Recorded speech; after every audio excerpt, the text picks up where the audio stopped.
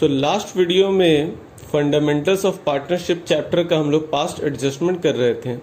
उसके ऊपर बेस्ड मैंने एक क्वेश्चन आपको बताया भी था, मैंने उसके स्टेप्स भी आपको बताए थे कि इसको सॉल्व करने के लिए आपको करना क्या है। तो और आज एक क्वेश्चन करते हैं। मेरे पास यहाँ पे इलस्ट्रेशन नंबर 69 है, आप अपने पास क्वेश्चन देख लीजिएगा कौन सा है, और जिनके पास बुक्स नहीं है वो यहाँ से भी क्वेश्चन कर सकते हैं, कोई इश्यूज नहीं है। आपको थोड़ा क्वेश्चन लिख करके रखना पड़ेगा। P, S and R are partner having fixed capital of rupees 4 lakh, 3 lakh 20,000 and 2 lakh 40,000 respectively.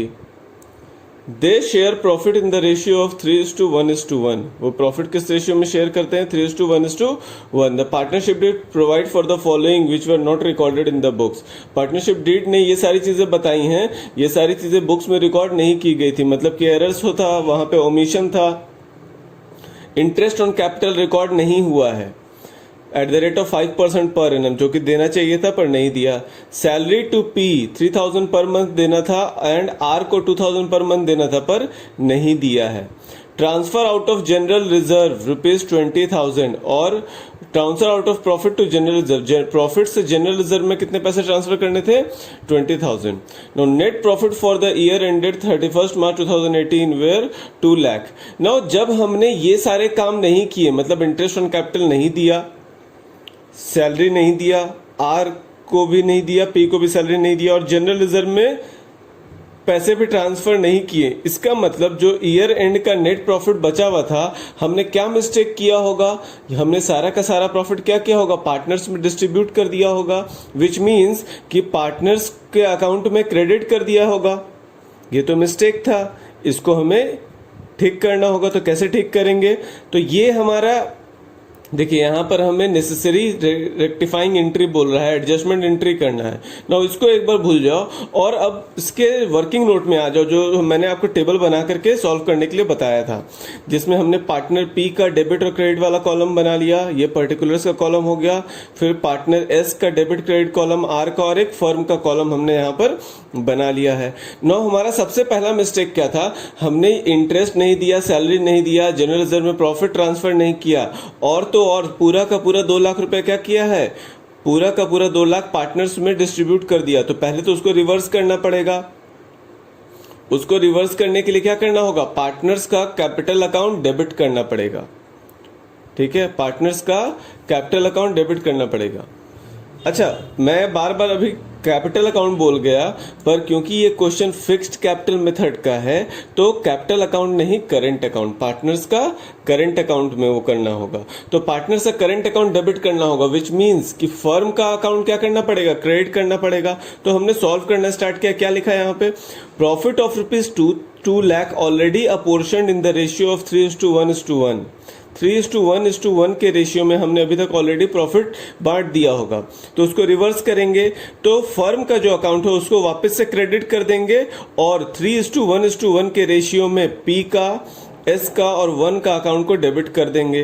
तो 2 लाख को अगर 3 रेशियो में 3/5 में डिस्ट्रीब्यूट करोगे तो 1,20,000 पी को, उसी 2 लाख को 1/5 एंड आर के लिए फिर 2 लाख इंटू 1/5 करके ये डिस्ट्रीब्यूट हो गया। अब उसके बाद एक्चुअली जो हमें करना चाहिए था, जो काम हम छोड़ चुके हैं, जो भूल चुके थे, इंटरेस्ट ऑन कैपिटल, सैलरी, ये सब वो काम कर लेंगे। तो appropriation should have been made. अब हमें अप्रोप्रिएशन करना पड़ेगा। कितना अप्रोप्रिएशन करना चाहिए था? पहले तो 60,000 का प्रॉफिट सैलरी देना था। कैसे? सैलरी पी को देना था 3,000 पर मंथ, तो पूरे ईयर का कितना हो जाएगा? 3,000 इंटू 12।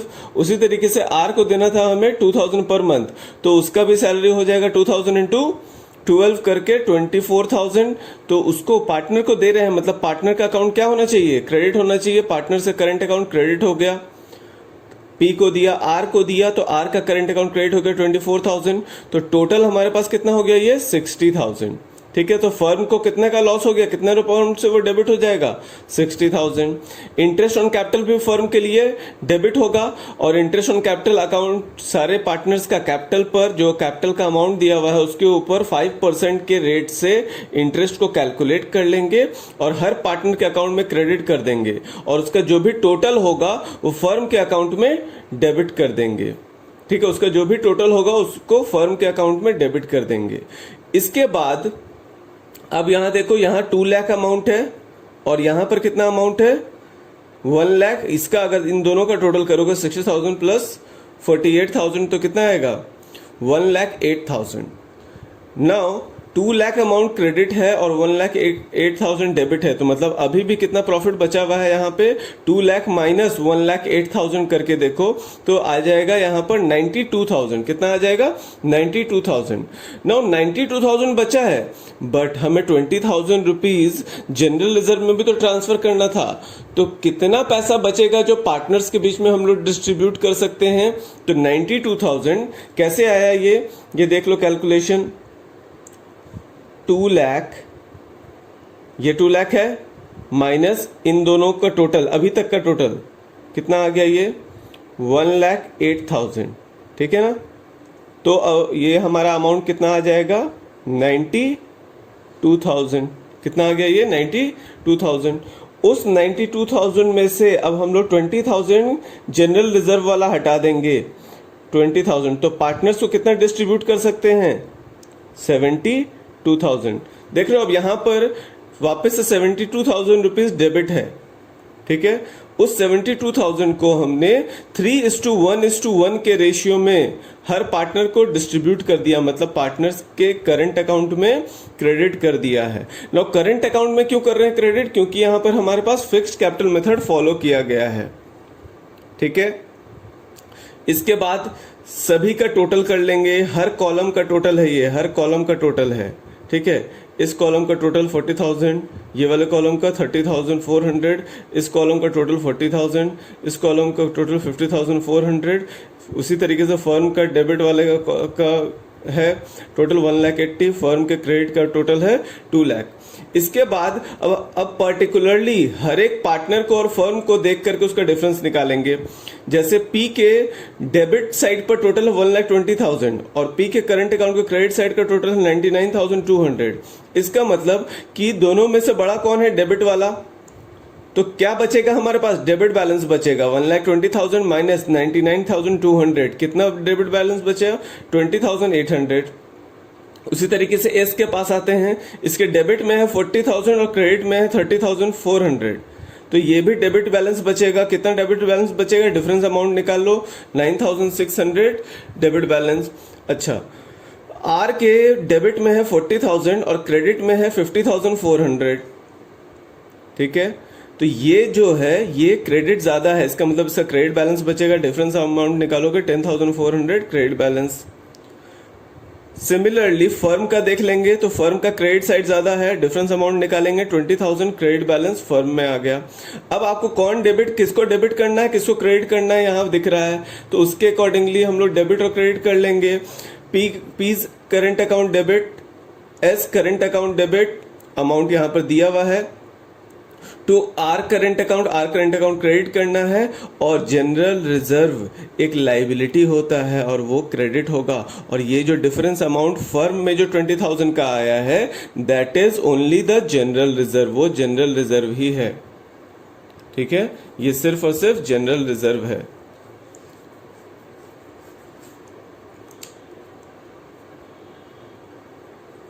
तो यहां पर हमारा ये जर्नल एंट्री कंप्लीट हो गया। अब हम लोग एक और सम करेंगे पास्ट एडजस्टमेंट के बेस पर कि आपको थोड़ा और समझ में आ जाए कि पास्ट एडजस्टमेंट्स करना कैसे है। उसके बाद क्वेश्चंस आप लोगों को करने होंगे, क्योंकि वीडियोस में इससे ज़्यादा पॉसिबल नहीं है कि मैं आपको करा पाऊँ।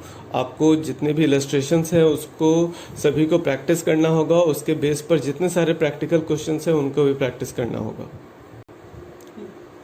अब यहाँ पर एक इलस्ट्रेशन नंबर 70 है। एक्स वाई जेड 3 पार्टनर हैं जिनका प्रॉफिट शेयरिंग रेशियो 5:3:2 दिया हुआ है। देयर फिक्स्ड कैपिटल, उनका फिक्स्ड कैपिटल जो है वो है 3 लाख, 2 लाख, 1 लाख। नाउ अब ये बोल दिया है फिक्स्ड कैपिटल, इसका मतलब कि ये लोग कौन सा मेथड ऑफ अकाउंटिंग फॉलो कर रहा है, फिक्स्ड कैपिटल मेथड। इसका मतलब कि एडजस्टमेंट जितना सारा भी होगा वो सब कहाँ पे होगा, करेंट अकाउंट में होगा, जैसा अभी पिछले क्वेश्चन में हमने देखा था। For the year ended 31st March 2018, interest on capital was credited to them at the rate of 10% per annum. Instead of 8%। और 31 मार्च 2018 का जो इंटरेस्ट ऑन कैपिटल था ना, वो उनके अकाउंट में 10% के रेट से क्रेडिट हो गया है, जबकि होना कितना चाहिए था, 8% के रेट से क्रेडिट होना चाहिए था। तो रॉन्ग क्रेडिट हो गया है। तो रॉन्ग क्रेडिट है तो पहले तो उसको सही करना पड़ेगा। अगर रॉन्गली क्रेडिट हुआ था तो उसको करेक्ट करने के लिए क्या करना पड़ता है, डेबिट करना पड़ेगा। तो पार्टनर्स करंट अकाउंट में क्रेडिट हुआ है, इसका मतलब पार्टनर्स करंट अकाउंट को डेबिट करना पड़ेगा। तो interest on capital wrongly credited at the rate of 10% per annum reversed, आपने उसको रिवर्स किया। जो भी कैपिटल का अमाउंट हो उस पर 10% के अकॉर्डिंगली आप इंटरेस्ट निकाल लीजिएगा, इजी है। जैसे सपोज एक्स का कैपिटल है 3 लाख, तो 3 लाख इंटू 10% करो तो निकल जाएगा। तो 30,000 एक्स के अकाउंट में डेबिट हो गया, क्योंकि रिवर्स कर रहे हैं। इंटरेस्ट ऑन कैपिटल पार्टनर के अकाउंट में क्रेडिट होता है, पर रिवर्स कर रहे हैं, जो गलत हुआ पहले उसको रिवर्स कर रहे हैं, तो इसलिए उसको डेबिट कर दिया। वाई के करंट अकाउंट को डेबिट कर दिया, जेड के करंट अकाउंट को डेबिट कर दिया, और फर्म को, क्योंकि ये लोग डेबिट हो रहा है, इसका मतलब कि फर्म का अकाउंट क्या होगा, क्रेडिट हो जाएगा। तो इन सब का जो टोटल था 30, 20, 10, इससे फर्म के अकाउंट को क्रेडिट कर दिए। इसके बाद उनको कितना हमें प्रॉफिट देना चाहिए, कितना हमें इंटरेस्ट देना चाहिए था वो कैलकुलेट कर लो। तो 3 लाख का 8%, 2 लाख का 8% और 1 लाख का 8% कैलकुलेट कर लिया। और सारे पार्टनर्स में जिसका जिसका जो भी कैपिटल है उसके अकॉर्डिंगली उसके करंट अकाउंट में क्रेडिट कर देंगे उसका कैपिटल का पर इंटरेस्ट। तो interest on capital credited at the rate of 8% per annum. 3 lakh का 8% 24,000 होता है, 2 लाख का 8% 16,000 होता है, 1 लाख का 8% 8,000 होता है। तो 24,000, 16,000, 8,000, इसका टोटल कितना हो गया, 48,000। अब यहां देखो फर्म में कितना पैसा बचा है, 60,000 क्रेडिट में और 48,000 डेबिट में। इसका मतलब कि इनका बैलेंस कितना बचेगा, 60 माइनस 48, 12,000। उस 12,000 को एज अ प्रॉफिट डिस्ट्रीब्यूट कर देंगे पार्टनर्स में। 12,000 यहां फर्म डेबिट हुआ और उसको पार्टनर्स में उसके क्रेडिट साइड पर, पार्टनर्स करंट अकाउंट के क्रेडिट साइड में डिस्ट्रीब्यूट कर देंगे। किस रेशियो में, 5:3:2 के रेशियो में। तो इस 12,000 को 5:3:2 के रेशियो में डिस्ट्रीब्यूट करोगे तो ये अमाउंट आ जाएगा। अब आपको क्या करना है, टोटल करना था, याद है टोटल मैंने क्या बताया था, तो टोटल कर लिया। हर कॉलम का टोटल सब एक ही लाइन में हो रहा है, ऐसा हमने टोटल कर लिया। अब हमें क्या दिख रहा है यहाँ पे, एक्स के डेबिट में टोटल है 30,000 और एक्स के क्रेडिट में टोटल है 30,000, मतलब कि यहाँ पर कोई भी बैलेंस नहीं निकलेगा, नील। वाई के डेबिट में है 20,000 और क्रेडिट में है 19,600, मतलब डेबिट साइड ज्यादा है तो डेबिट बैलेंस आएगा, डिफरेंस अमाउंट निकालो 400 का डेबिट बैलेंस। जेड का कर लो, उसका भी आया 400 का डेबिट बैलेंस। और फर्म में भी 60,000 डेबिट में टोटल है और 60,000 क्रेडिट में टोटल है, मतलब ये नील आ गया। तो यहाँ पर एक डेबिट मिला और एक क्रेडिट मिला।